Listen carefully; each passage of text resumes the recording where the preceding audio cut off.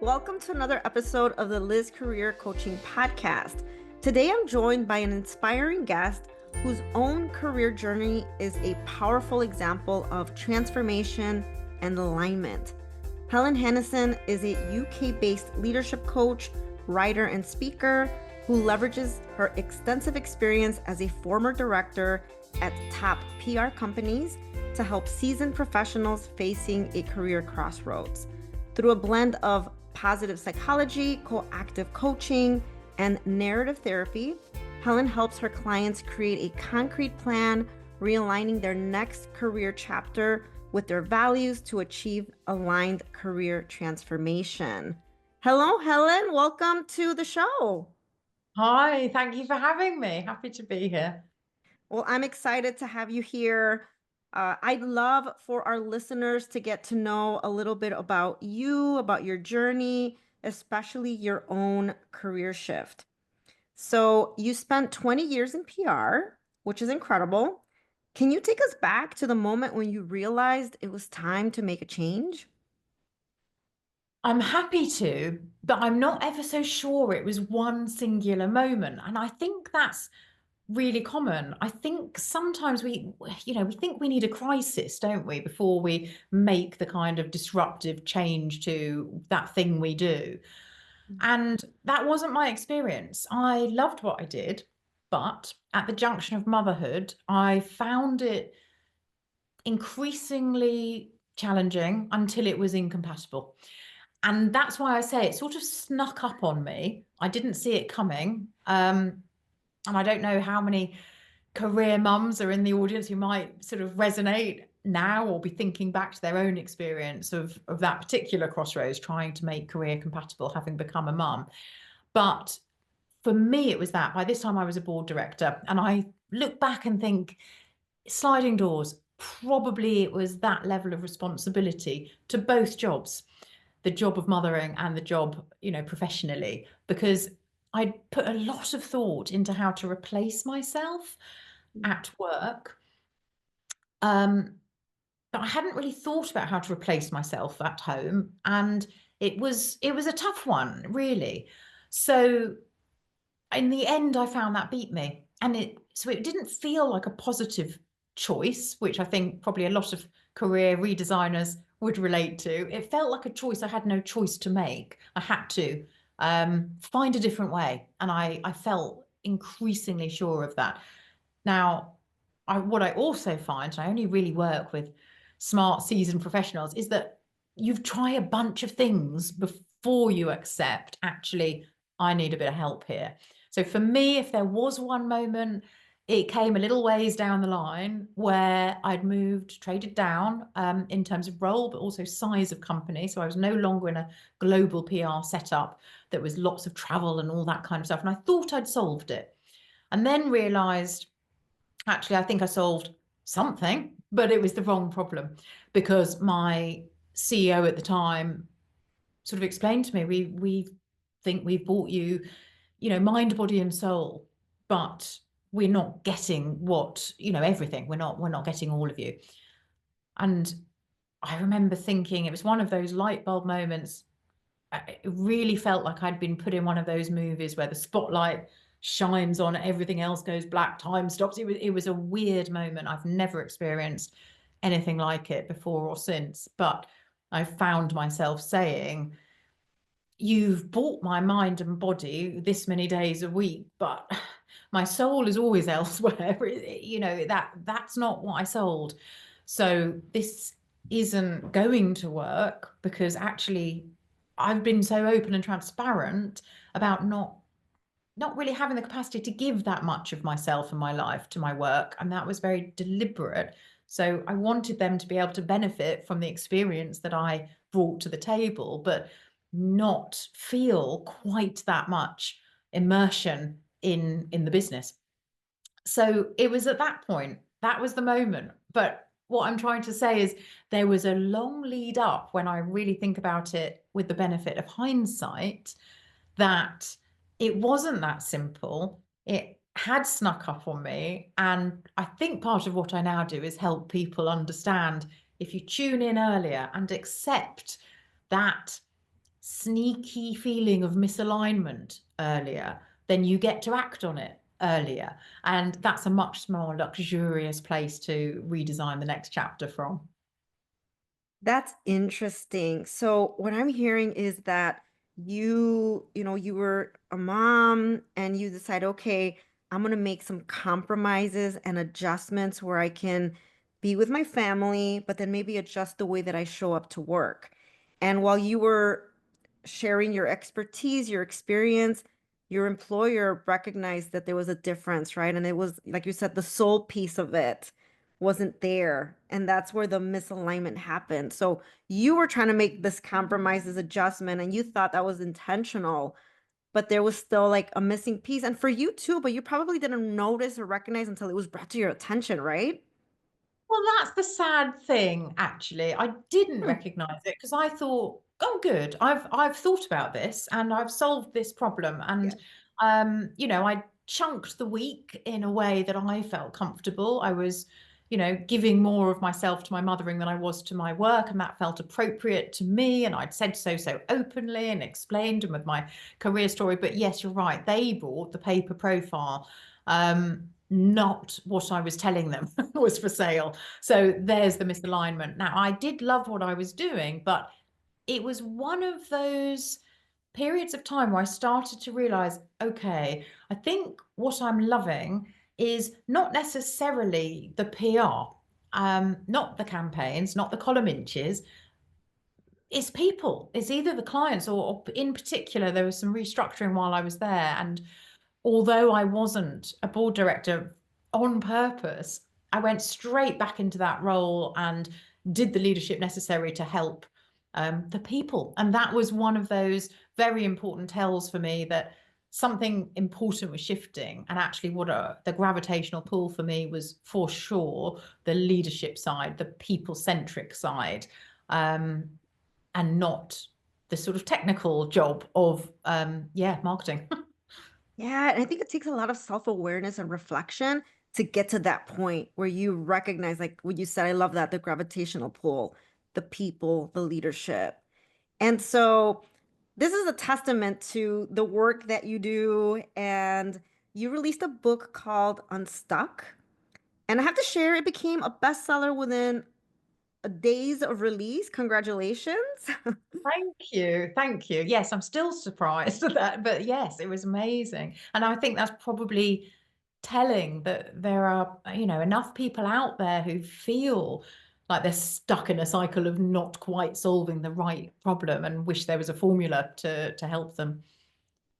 Absolutely. Now, aside of your own personal experience, what inspired you to write this book and what message do you hope that readers take away?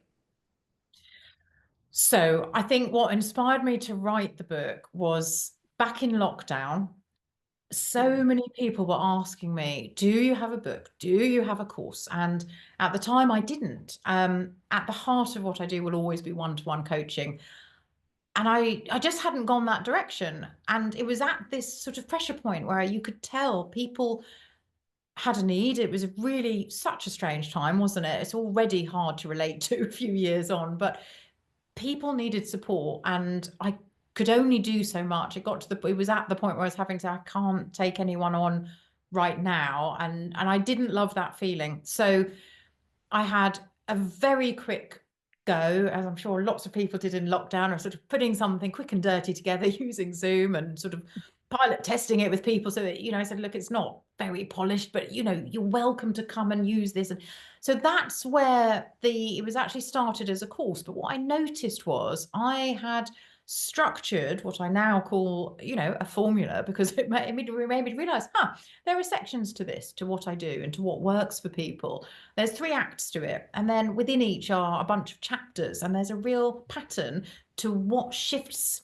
this stuckness for people, either the clarity of not knowing what they wish would happen next, or knowing exactly what they wish would happen next, but not knowing how to transport themselves from A to B, or the mindset mastery that comes along even when you've got all of that in place and kind of blocks you, and the inner critics that wake up and really threaten your progress. So that was how I wrote it. And then it wasn't a big leap from there to think, oh, I think this is basically a skeleton, a structure of a book that I want to write. So it took me a while to get around to it, but that's where it happened and that's why. And the message I hope that people will get from it is, even if you don't know what you wish would happen next, you don't have that clarity, here is a formula and a route to guide you to the clarity that you need, the intention that you can move forwards with, and the purpose that will breathe life into it and help you strive long enough to actually succeed. Yeah, I love that. And I think that's what's fascinating about careers is that we can always redesign. We are on the driver's seat and there's things that we can navigate, right? And it sounds like you provide that roadmap for career redesign. Can you walk us through some of the key steps to getting unstuck? Yeah, sure. So it goes in three acts. And I think the first one is what I call the act of alignment, which is really another way of saying radical self-awareness. And it's interesting Mm. because I think people get to a point and this they carry this feeling of stuckness because they've become a bit disconnected actually from the work they do or what they're best at and enjoy most. And, an awful lot of professionals get propelled along a path because they're appreciated for a skill set that they don't necessarily feel lights them up, or maybe not anymore, it used to.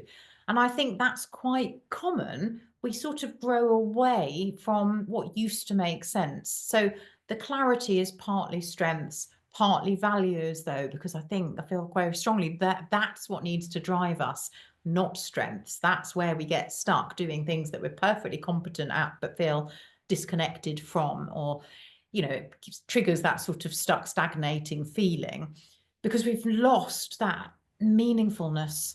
And that's really what Act One is all about: getting clear on how to create meaning for the next chapter of your career. And then we move into career redesign, and that's really the meat of the sandwich. It's much more practical, completely different speed, and an awful lot to do with, okay, so let's ideate now. So I actually pulled back from my own career one and help people who might not have had that in their everyday, learn how to come up with a bunch of ideas and pick the best bits of all of them and mesh them together, and then pilot test. So we dilute risk. We don't move forwards from a place of an abundance of hope. We hope realistically, and that's where some of the psychology starts to come in of how do we really stress test these ideas, and put them in motion so we can get some real incoming information back and learn what's going to work for you and give you that sort of sense of energy and fulfillment. And then the third act is transformation. So even when you've done all that, you do need to know how to quieten those inner critics and think ahead about the practical, pragmatic things that might hold you stuck at various points, and what you would do if they do. So they can't. So it's those are the three acts. I think it's incredible the way that you were able to break that down so easily and that it's doable. And I believe that a lot of individuals don't recognize that our careers are ever changing and that we are evolving because of our life situation, our circumstance. Maybe our values shift, our priorities change. And like you said, even the meaning that we are looking for shifts. And so Mm. empathizing with ourselves at the beginning, right? And thinking, okay, why am I feeling stuck? Maybe there are things that I'm doing now that used to bring me joy, but are no longer things that energize me. So, kind of providing that space. And then you're saying ideas. I love that, right? Like, okay, well, then what is out there? And then from the ideas, it's the prototyping, the testing, and like you said, gathering information like, what do I like? What don't I like? Talking to people, and then the transformation. I absolutely love that. I just had to process that out loud. No, I love it. And actually, there was something you said right at the beginning there that is so important. And I think really you're speaking to self-compassion and Mhm. being your own best ally. I think a lot of the stuckness that I observe, and certainly by the point you're sort of quite established in your career, is that people don't give themselves space to Hmm. feel their feelings. And I think you know, maybe you shouldn't bump into feelings. It's work. So there's not a lot of room there to open the door and sort of say, okay, what would work better for me at this point? And unless you can give yourself that permission, how can you come up with something to, you know, you're excited to jump into and start really researching and testing. And I think that's really important. I think an awful lot of people, career people for sure, understand strategic thinking is an enormous part of their role, maybe, and what they do. And they, of course, deserve to do the same about their own career design, but somehow don't protect the time or make it the priority or think they deserve, you know, to. Whereas I think we have a responsibility to ourselves.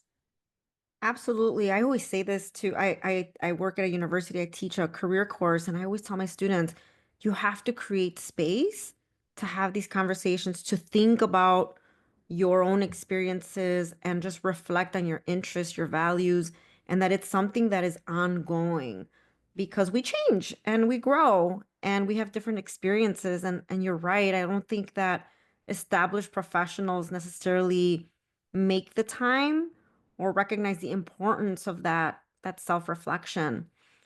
Now, I'm thinking about people in leadership roles, right? So there are people that are already, like you said, maybe they're really thinking about their team, developing others, and they are in the thick of it. How do you help leaders navigate burnout and career misalignment? What do you think are some of the early warning signs that someone is headed for burnout? You know, the most obvious one I know, and this really resonates for people when you ask it, I find, is how do you feel on Sundays?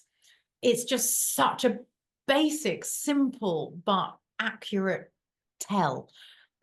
Because you can tell a mile off if someone feels that dread, the Sunday dreads, and they open their laptop and their heart sinks further, or their mood gets worse and worse as Sundays go on.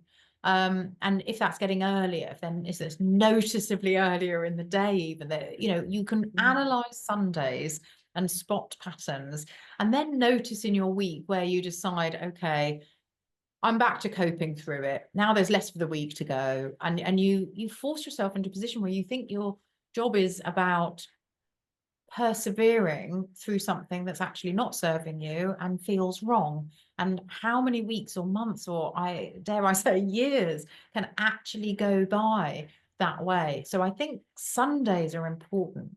I know it got to a point for me where I open the laptop and I genuinely look forward to something. There's always things in the week that I'm thinking, oh, yes, I forgot that's coming up. That's good. And if you don't feel, though, I'm not saying all day, every day, but if you don't feel some of that job joy, that's your first tell. Maybe not the most obvious, but down to the Sunday dreads, where it's beginning to be a signpost that needs attention. Yeah, of course, there's elements of our careers, of our day to day that maybe we don't look forward to. But you're saying if it's so early in the day and early in the week where you're just dreading everything, that those are some, red flags. And I think another one is where time drags. There's something really strange that happens where every, you know, every meeting feels a day long, or every task feels like it takes hours where actually it's minutes. You know, if you're clock watching all the time to see, oh, how much longer till lunch, how much longer to the end of the day, you know, that's worth paying attention to. And I think sometimes we can justify it, can't we? Because we think, well, I'm really depleted because that pitch or that project or that you know, whatever it is has been demanding, and that's the way it is, and that's part of my work, and I'm just feeling a bit depleted. It'll pass, and we excuse it. But I think what I'm saying is notice it, clock it, note it, capture that feeling somewhere, because if you start spotting patterns and maybe take a 2-week block and look at for those patterns, then you've got the cue that you need to do some rethinking, because that's not okay, and you deserve more, and there will be something different out there for you. And sometimes it's not an enormous transformation. Sometimes it's a bit of job crafting that will relieve that and give you something fresh to sort of, I suppose, more of an agile plan to go and push yourself in this different direction, or gain some critical mass in an area that does light you up a bit more, and you notice time speeds by when you're doing that thing. Yeah. And I love what you said about clocking it and really identifying patterns. And so being cognizant, I love giving my clients that activity of energy mapping. It's like, all right, let's take a step back and let's, the next 2 weeks, what are, or whatever the length, right? What are the moments in your day that give you energy? And if they come back and there's nothing or very minimal, then that's when we're like, okay, it's not emotionally sustainable, I feel, to be in a role where you're not finding energy in anything that you're doing and it's just draining. It's so true, isn't it? And we're so good, if you think about it, at thinking about energy in terms of our tech. You wouldn't not charge your phone. You wouldn't let it run down to, 10%, let alone less. You wouldn't not update it either. If if we just keep that analogy that we're so familiar with and committed to, and is so automatic for us, and apply it to ourselves and our sort of career designs, then I think we wouldn't hit that point of sort of, that dangerous low battery leadership. That is unsustainable. And yeah, you need the recharge or the reboost, don't you? Yes, absolutely. And so you also talk about creating a career compass. What does that look like, and how can someone build one for themselves? So I think a career compass is that first act of alignment, really. It's all about getting radical clarity about your strengths, your values, and where the two intersect, what drives or competes against the other.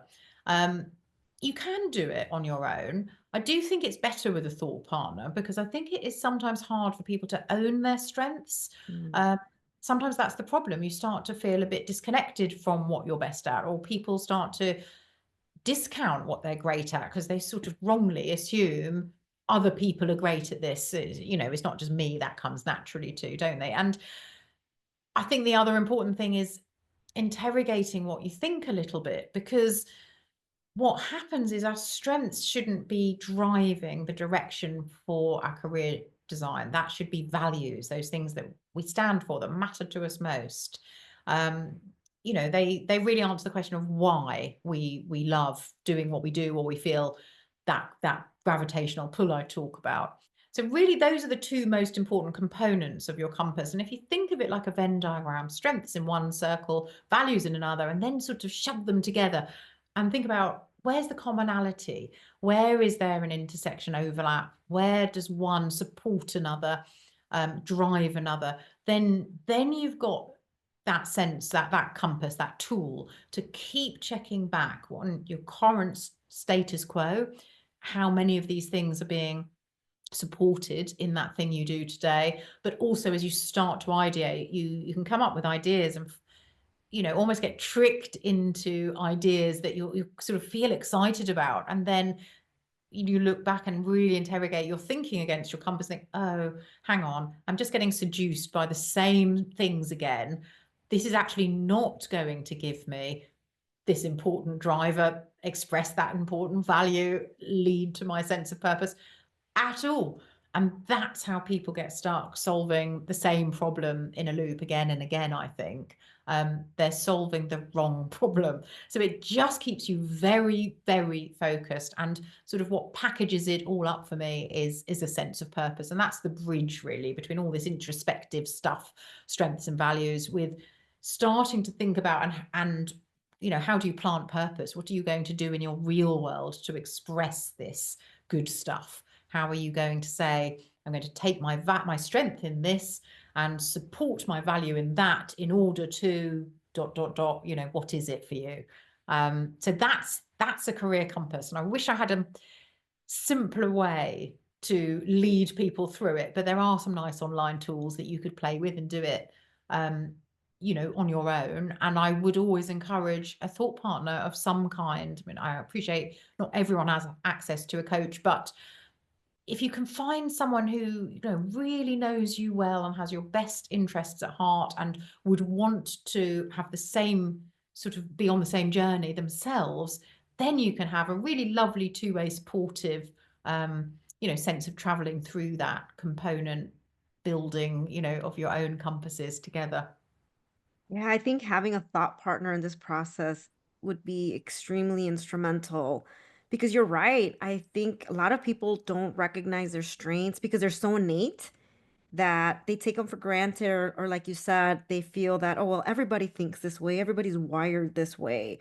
But no, you have your unique strengths that make you who you are. But I love what you talk about also, like that holistic part of you, your values.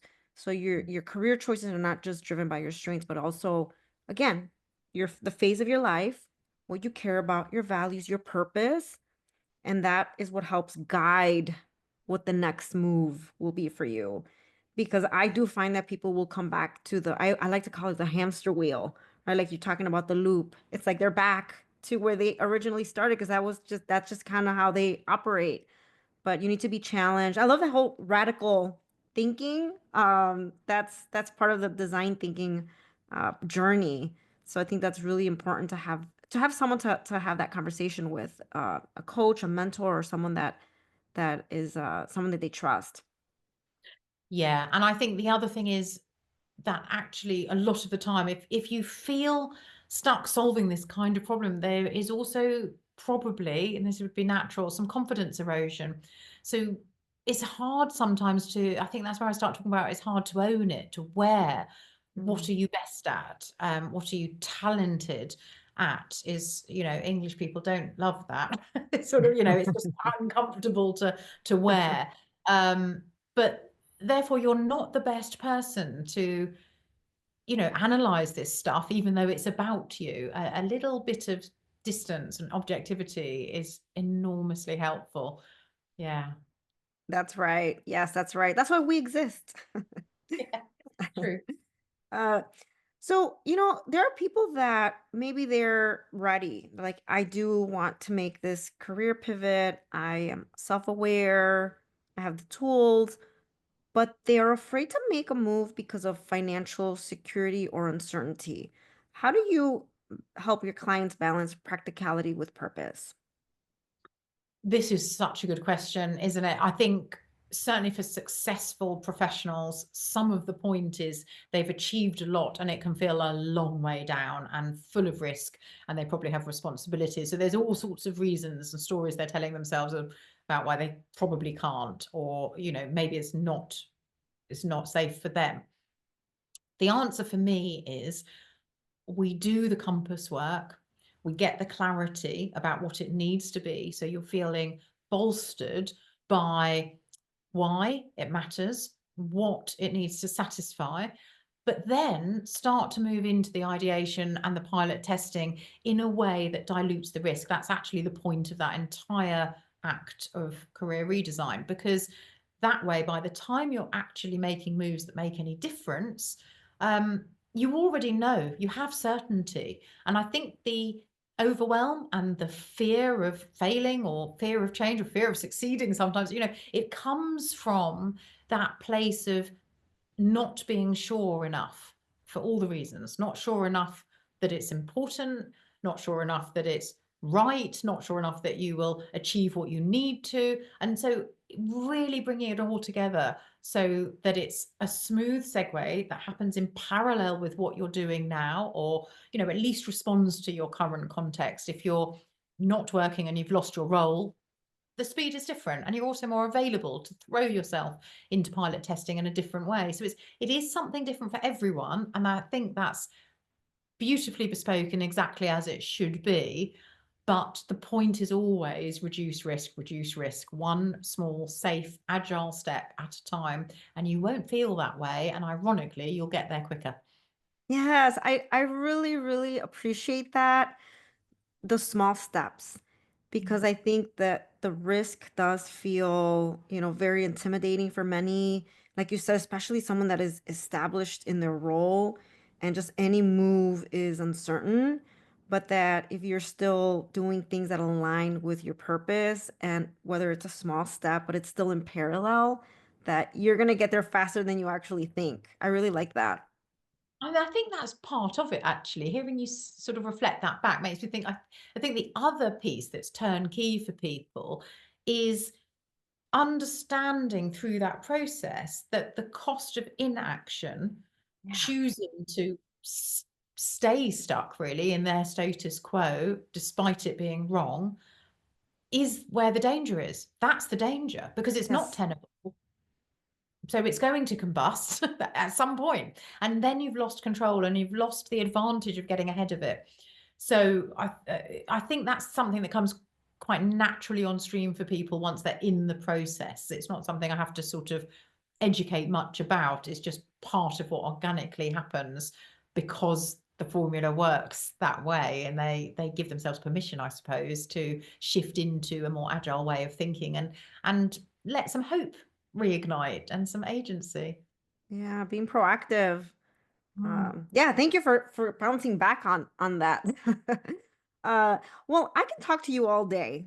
I love having these types of conversations and really being able to walk people through this journey, because after all, that's what we're chasing, right? Fulfillment, but also that we can live our lives the way that we want to, and that we don't have to compromise ourselves in any part of our whole who we are.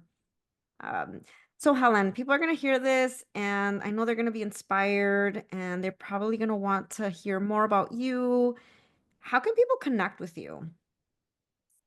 Well, I love connecting on LinkedIn. I think I'm active there, and there's lots of nuggets always. I think though my website is probably the other obvious place because that is packed with resources. So that's helenhanison.com. The book is there. I mean, or you can get to it helenhanisonbook.com, and I'll just hold it up because it's so much what we've been talking about, this stuck in a circle, stuck in a loop. But that's available, and again, it's packed with all kinds of resources and gifts, even as part of buying the book. So those are the obvious ones. There's one little thing that I'd love to offer your audience, and I find this is just, I suppose, quite a light entry point. And I think a lot of what we're talking about, you're right, it can feel intimidating because it's big. And I think the way to change that is just what is the smallest possible bias to action you can create so you actually do something. And I have something called the ACT type quiz to help people just think about, in about 3 minutes flat, answer a couple of questions and sort of get this diagnostic back about, well, here's the area that sounds like you should focus on as your first step to getting unstuck. So I'd love to offer that to people too. Thank you so much. And I will be sharing that in the show notes and also on social media. People always like to take these quizzes. So thank you for sharing that. Well, wonderful. Well, I encourage my listeners to check out your book, Unstuck. And again, I will be sharing all of that information in the show notes. Helen, it was such a pleasure meeting you, connecting with you, and just learning from you. Thank you so much for being so inspiring and insightful. Oh, thank you. It's lovely to hear that. And thank you for having me. I've thoroughly enjoyed the conversation too, Liz.